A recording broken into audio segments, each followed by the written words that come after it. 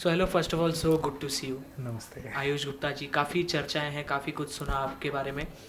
लोग भी काफ़ी पसंद कर रहे हैं आपकी इस कलाकारी को। तो किस तरह से बयां करना चाहेंगे अपनी इस कला को लोगों से, उसके बारे में कुछ बताइए। See I am actually very grateful. मुझे काफ़ी खुशी मिलती है कि मुझे one of the medium choose किया गया बाय दैट सुपीरियर एनर्जीज, जिसको हम अलग अलग नाम देते हैं।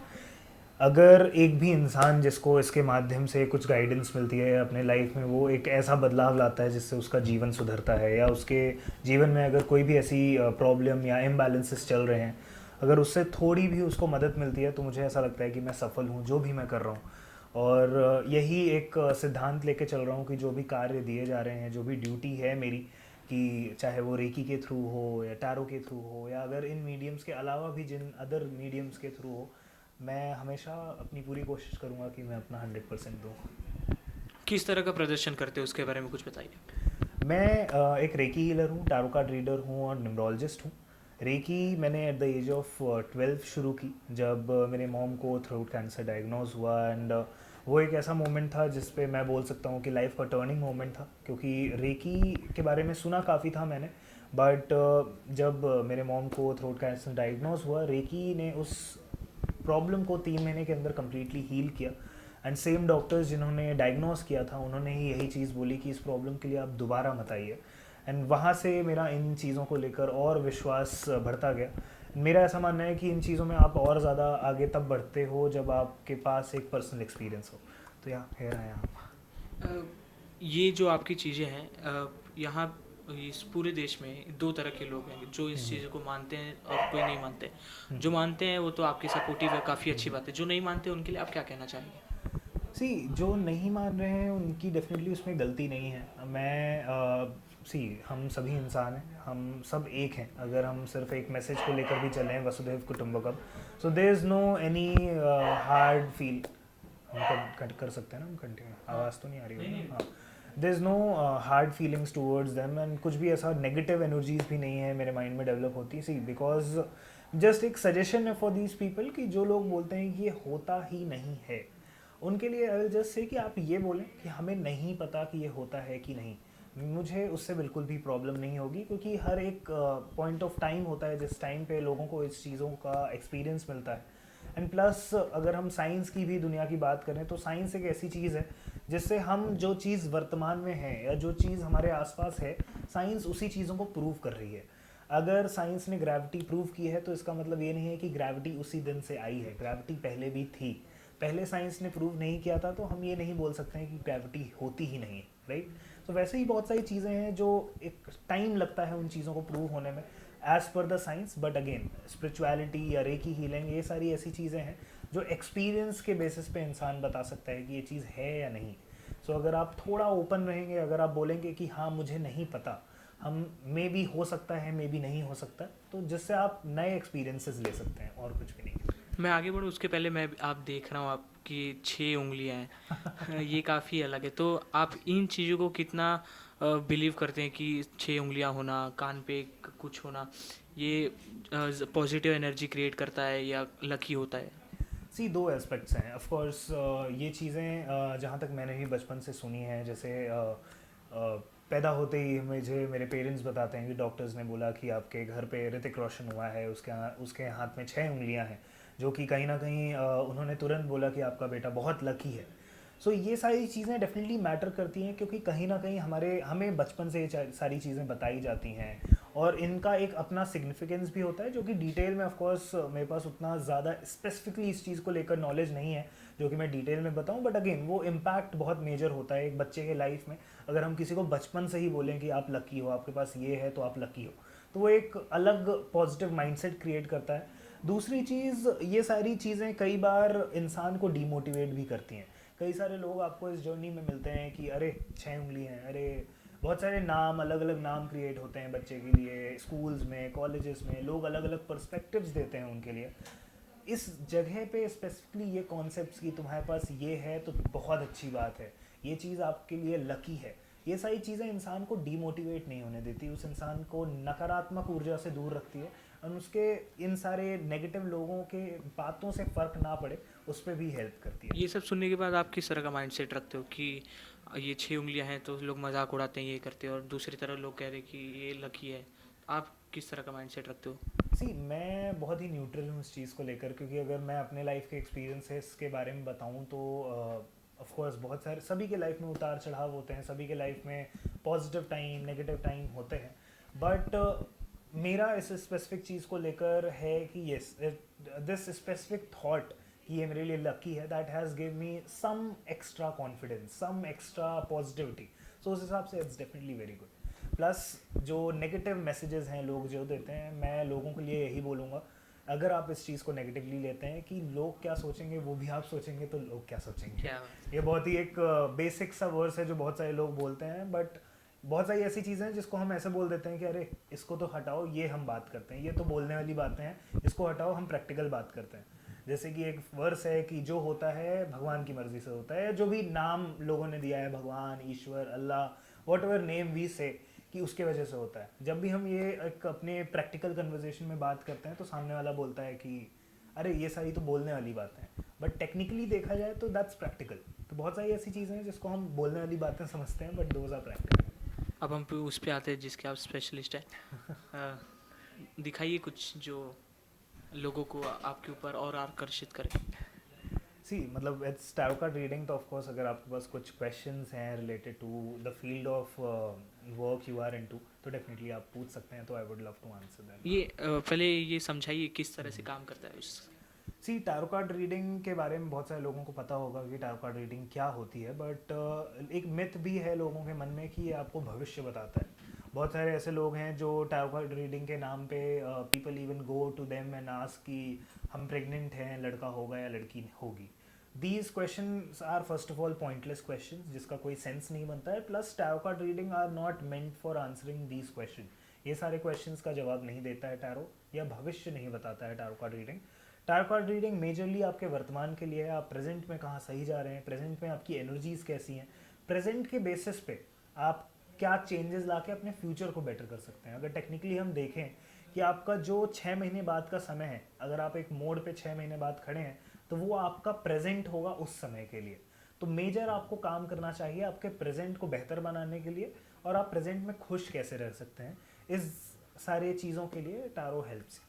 ओके, सो हम एक शो के बारे में पूछते हैं जो काफ़ी पॉपुलर शो है, बिग बॉस। उसका अगला सीज़न आने वाला है, जल्दी आने वाला है। तो जी। उस सीज़न के बारे में बताइए कि वो कैसा चलने वाला है, कैसी टीआरपी होगी। क्योंकि कुछ ही 1-2 सीज़न है जिसकी टीआरपी काफ़ी ज़्यादा आई है, जी। उसके बाद से लो लो लो होती गई है। तो चाहे ओटीटी हो चाहे सीज़न वाइज हो, उसके बारे में कुछ बताइए।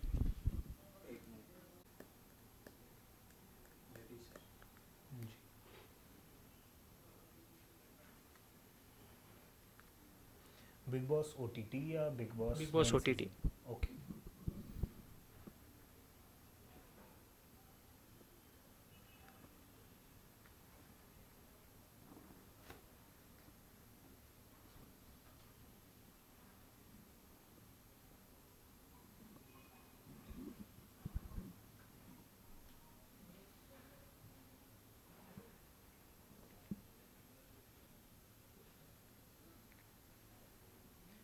ओके, सी कहीं ना कहीं बिग बॉस ओटीटी जो इस साल आ रहा है, what I am able to see from the point of makers as well, makers एक पॉजिटिव रिस्क ले रहे हैं अगेन।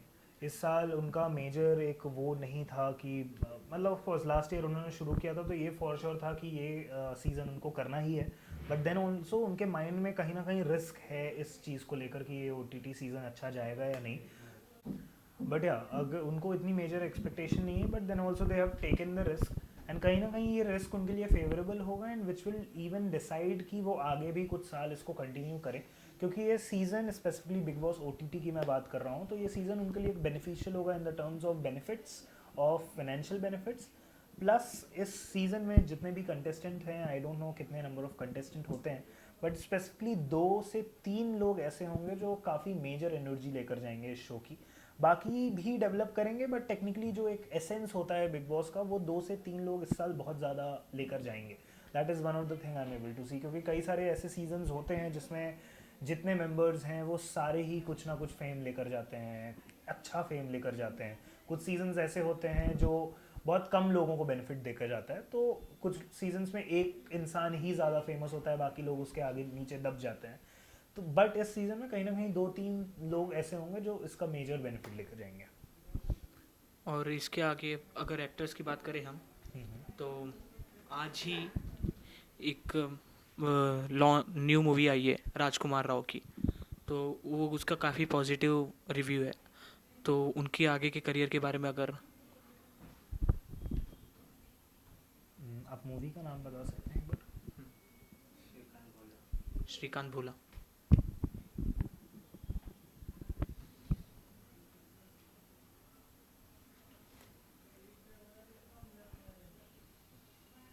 ओके, सी अगर मैं इस फिल्म की बात करूं तो फिल्म कहीं ना कहीं टेक्निकली देखा जाए तो it's actually good.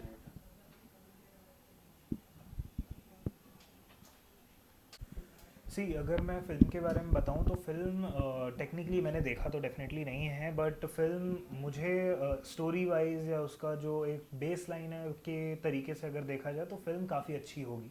But then also जो मेकर्स को चाहिए, ऑफकोर्स जो आज के टाइम में एक मेजर कॉन्सेप्ट है दैट बॉक्स ऑफिस वाली चीज़ें, वो कहीं ना कहीं थोड़ा कम रहेंगी as per the expectation. But लोग जब भी इस फिल्म को देखेंगे एंड जितने भी लोग देखेंगे they will appreciate about the movie, that is one thing I am able to see. Plus अगर मैं राजकुमार जी के बारे में बात करूँ, राजकुमार राव जी के बारे में बात करूँ, तो उनकी एनर्जीज़ में काफ़ी मेजर ट्रांसफॉर्मेशन आ रहे हैं।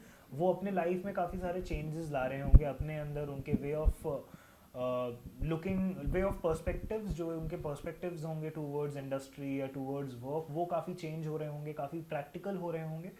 प्लस उनका अभी जो जोन है वो अपने इमोशनल लेवल पे प्रैक्टिकल जोन को ला रहे हैं, अपने प्रैक्टिकलिटी के लेवल पे इमोशनल जोन को ला रहे हैं, जो कि उनको काफ़ी ज़्यादा बेनिफिट करेगा। अभी तक कुछ कुछ ऐसी difficulties either after name and fame उनके माइंड में ऐसी आ रही थी, जो कि अब after this transformation, specifically after July के बाद से उनको काफ़ी मेजर शिफ्ट्स दिखेंगे, क्योंकि उन्होंने बहुत सारे चेंजेस लाए हैं। एंड आज के टाइम पे अगर हम बात करें तो चेंज सबसे बड़ी चीज़ है जो इम्पॉर्टेंट है in life, and if he is accepting that change which is very good.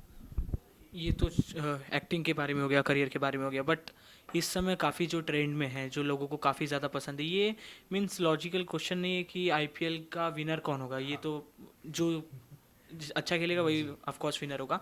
But आपके स्पेशलिटी के हम अगर हम लोग सोचे कि गुरुजी क्या बताएंगे, तो आपके ओपिनियन से इस साल आईपीएल का विनर कौन होगा?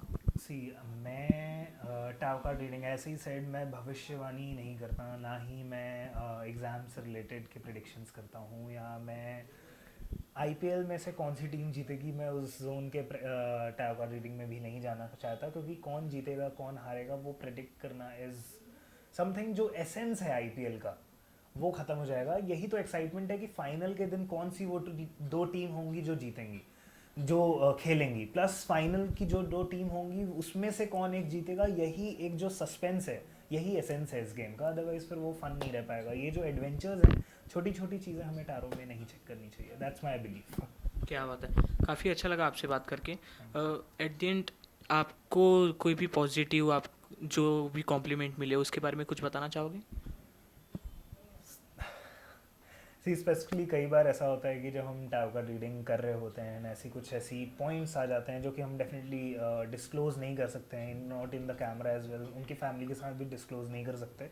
बट वो जो स्पेसिफिक मोमेंट होता है जिसमें सामने वाले को ऐसी कुछ चीज़ें पता चलती हैं जो उसे सबकॉन्शियसली पता होती है बट कॉन्शियस माइंड में नहीं होती, एंड वो कॉन्शियस माइंड में ले आने के बाद जो एक हैप्पीनेस हमारे अंदर एज अ रीडर होती है, वो काफ़ी अच्छा लगता है। तो that is one of the thing. Plus if I just want to say something for people is, आपने कहीं ना कहीं बुरा करोगे तो बुरा होगा, कर्मा वाला जो एक कॉन्सेप्ट लोगों के दिमाग में चल रहा है, वो कहीं ना कहीं एक कॉन्सेप्ट है जिसके वजह से लोग फियर में भी रहते हैं। कर्मा एक ऐसी चीज़ है जो कि सिर्फ ये नहीं बताती है कि आप अच्छा करोगे, बुरा करोगे तो बुरा होगा, इट ऑल्सो टीचेस कि आप अच्छा करोगे तो अच्छा होगा। सो कर्मा से आपको डरना नहीं है, कर्मा से आपको सीखना है, आपको जस्ट राइट डायरेक्शन में रहना है, rest everything will be on track. The only thing जो आपके हाथ में है इज़ अपने मन से या बिना मन से keep smiling, that will help you a lot. Birthday देख के समझ नहीं, डेट ऑफ बर्थ वगैरह नहीं करता मैं। चलो करा। Okay sir, thank you so much, काफ़ी अच्छा लगा आपसे बात करके. At the end, you thank want you. To say something for the audience about your speciality?